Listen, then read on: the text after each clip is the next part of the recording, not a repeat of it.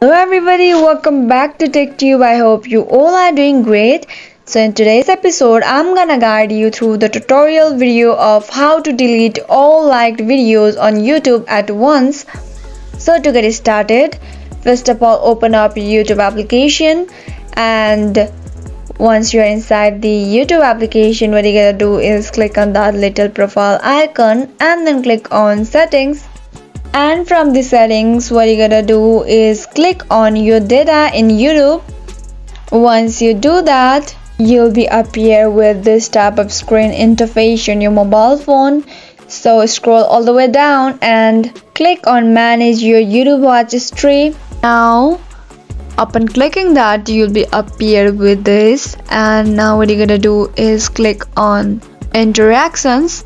Now click on video likes and dislikes. Now you'll be appear with all the videos you have liked or dislikes. So in order to delete all the liked videos, what you're gonna do is just click on that cross option, tap on it simply, and then all the history of your liked videos will be deleted at once. So that's all guys. I hope you found the video to be helpful and informative.